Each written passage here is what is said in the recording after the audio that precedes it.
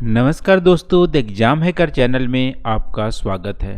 दोस्तों, आज की इस वीडियो में हम लोग लैंड रिसोर्सेज के बारे में यहाँ पे डिस्कस करने वाले हैं। दोस्तों, लैंड रिसोर्सेज जो टॉपिक है, यदि आप यूपीएससी सिलेबस को फॉलो कर रहे होंगे ज्योग्राफी ऑप्शन के लिए, तो आपको पेपर 2 ज्योग्राफी ऑफ इंडिया के अंदर आपको रिसोर्स एक सेक्शन है, उसके अंदर आपको लैंड रिसोर्सेज जो टॉपिक है वो आपको मिलेंगे।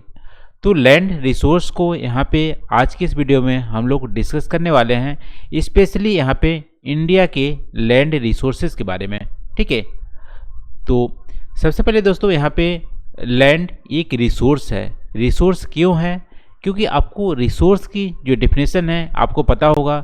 रिसोर्स ऐसी कोई भी चीज़, ऐसी कोई भी जो थिंग्स है जो ह्यूमन के लिए यूजफुल हो, यानी उसकी यूटिलिटी हो, ह्यूमन के लिए यूजफुल हो, वो सारे चीज़ें रिसोर्सेज होती है। ठीक है, तो रिसोर्सेज क्या होती हैं?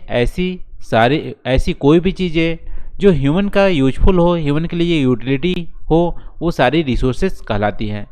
तो रिसोर्सेज में आपको दो टाइप की रिसोर्सेज होती हैं। एक होती है नेचुरल रिसोर्सेज, दूसरी होती है आर्टिफिशियल या ह्यूमन मेड रिसोर्सेज।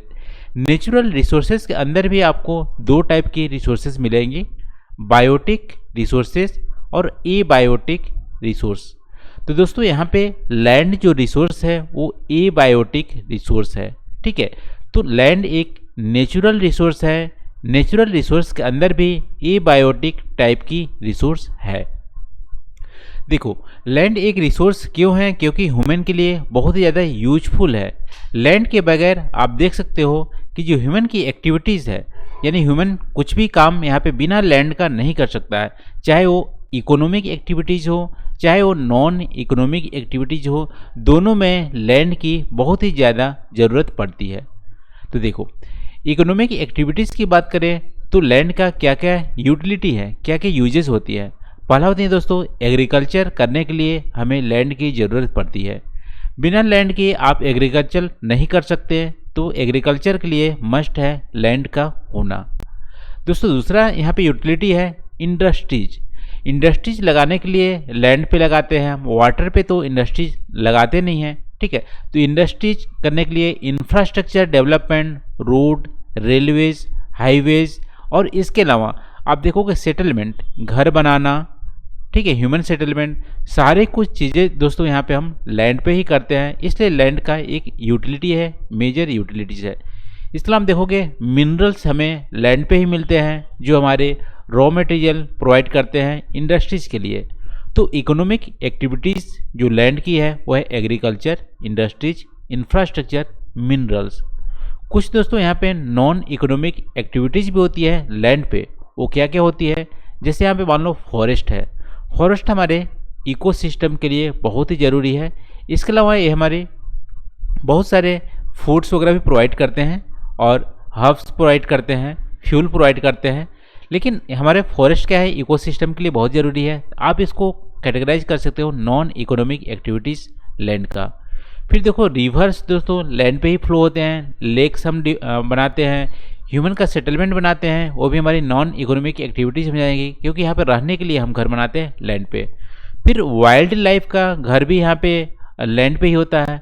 तो आप देख सकते हैं लैंड्स का बहुत ही ज़्यादा यूटिलिटीज़ है, इकोनॉमिक एक्टिविटीज़ में भी, नॉन इकोनॉमिक एक्टिविटीज़ में भी, और ये सारे कुछ ह्यूमन के लिए यूजफुल है। तो लैंड ही हमारा मेजर रिसोर्स में आता है। विदाउट लैंड हम यहाँ पे इकोनॉमिक, नॉन इकोनॉमिक एक्टिविटीज़ नहीं कर सकते हैं। ठीक है, तो लैंड रिसोर्सेज के बारे में हम लोग यहाँ पे डिस्कस किए। दोस्तों, यहाँ पे आप देख सकते हो कि लैंड हमारा लिमिटेड है, जैसा सारा रिसोर्स हमारा लिमिटेड है। आप देखोगे तो एनर्जी में आप देखोगे पेट्रोलियम लिमिटेड है, कोयला भी लिमिटेड है, ठीक है, और यहाँ पे वेजिटेशन भी लिमिटेड है। उसी के अकॉर्डिंग आप देखोगे तो लैंड जो रिसोर्सेज है वो भी हमारा लिमिटेड है, उसको आप इंक्रीज नहीं कर सकते। जैसे इंडिया का अभी आप देखोगे लैंड तो 32.8 लाख स्क्वायर किलोमीटर का एक लैंड है। आप क्या टेक्नोलॉजी की हेल्प से क्या आप इंडिया की जो लैंड है उसको आप इंक्रीज कर सकते हैं? दोस्तों, अभी टेक्नोलॉजी या इकोनॉमिक फिजिबल इतना नहीं है कि हम लैंड को इंक्रीज कर सके। तो आप यहाँ देख सकते हो लैंड क्या है, हमारे पास लिमिटेड है, वो हमारे इंक्रीज नहीं हो सकता। और पॉपुलेशन हमारे यहाँ पे इंक्रीज हो रहा है, तो प्रेशर आप देखोगे पॉपुलेशन का प्रेशर बढ़ रहा है, लैंड हमारा स्टेबल है। तो आप देख सकते हो रिसोर्स, जैसा सारे रिसोर्स पे प्रेशर बनता है वैसे ही लैंड पे भी ज़्यादा प्रेशर हो रहा है। तो लैंड हमारा लिमिटेड है और प्रेशर पॉपुलेशन इंक्रीज हो रहा है, इसके चलते लैंड पे प्रेशर हो रही है और लैंड की डिग्रेडेशन इसी की वजह से हो रही है। ठीक है, तो अदर रिसोर्स जैसा लैंड भी हमारा लिमिटेड रिसोर्स है। दोस्तों आपको पता होगा किसी भी फैमिली मेम्बर या आपके पास कोई भी एक लैंड होगा, खेत होगा, तो आप क्या क्या उसको यूज करते हो। देखो लैंड की यूटिलिटी अलग अलग होती है। ठीक है, आपके पास हो सकता है आपके पास जो लैंड हो कुछ वहाँ पे प्लेन एरिया के हो, कुछ वहाँ पे हिली एरिया में हो। ठीक है, कुछ आप उसका ह्यूमन सेटलमेंट के लिए यूज कर रहे हो, कुछ आप एग्रीकल्चर के लिए यूज कर रहे हो, कुछ आपकी इंडस्ट्री के लिए यूज कर रहे हो। वैसे इंडिया की आप बात करेंगे लैंड की कैटेगरी की, कि इंडिया में जो 32.8 लाख स्क्वायर किलोमीटर की जो लैंड है वो किस कैटेगरी की है। तो आप देखोगे यहाँ पे इंडिया में 43% जो लैंड है वो प्लेन एरिया है। ठीक है, प्लेन एरिया आप देखोगे नदर्न इंडियन जो प्लेन है, ग्रेट इंडियन डिजर्ट है, ये हमारा कोस्टल जो प्लेन है, सारा कुछ इंक्लूड करोगे तो हमारा 43% यानी मेजर जो कैटेगरी है इंडिया की लैंड की वो हमारा प्लेन एरिया है। इसके बाद सेकेंड जो कैटेगरी है, देखो प्लेन एरिया की यूटिलिटीज़ क्या है। प्लेन एरिया में ह्यूमन का सेटलमेंट अच्छे से होता है, इंफ्रास्ट्रक्चर डेवलपमेंट भी बहुत ही ईजी तरीके से होता है, यहाँ पे इंडस्ट्रीज भी बहुत अच्छे तरीके से लगते हैं। इसके अलावा आप देखोगे यहाँ पे वाटर की एविडेंस पाई जाती है प्लेन एरिया में। तो इसकी यूटिलिटीज जो है प्लेन एरिया की बहुत ही ज़्यादा है, इकोनॉमिक एक्टिविटीज़ भी है और यहाँ पे नॉन इकोनॉमिक एक्टिविटीज़ भी प्लेन एरिया में की जाती है।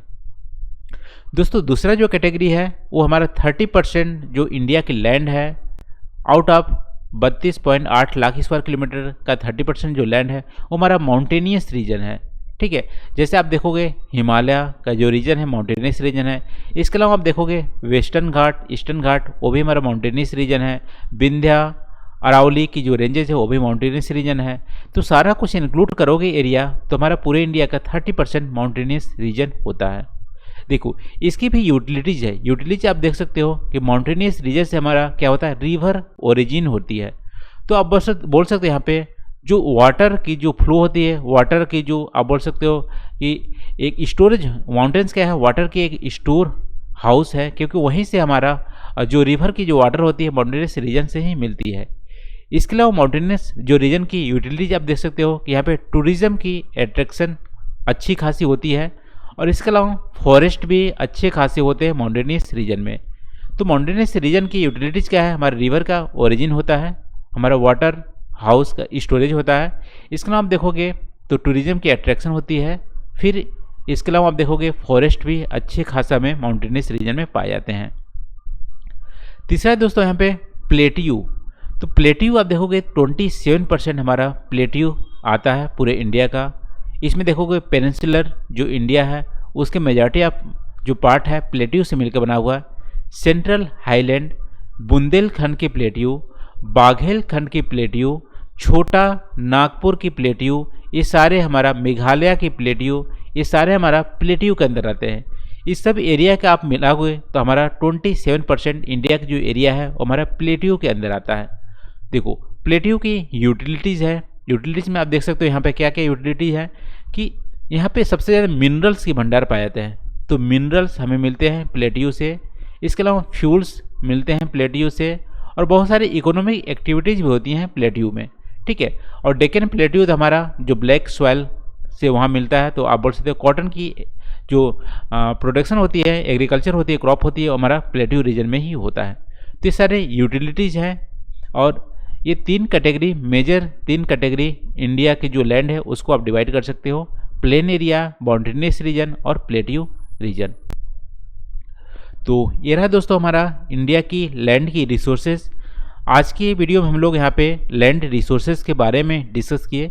अगला जो वीडियो होगा दोस्तों वहाँ पे हम लोग देखेंगे कि हमारा जो इंडिया है उसकी लैंड यूजेस के यदि रेफरेंस माना जाए तो कितने कैटेगरी में लैंड को वहाँ पे कैटेगराइज किया गया है लैंड यूजेस के अकॉर्डिंग।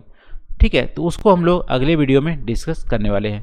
तो आज के लिए बस इतना ही दोस्तों। आई होप यहाँ पे वीडियो आपको अच्छा लगा होगा, कुछ नया सीखने को मिला होगा। तो थैंक यू फॉर वॉचिंग। मिलते हैं अगले वीडियो में नए टॉपिक के साथ। Thank you.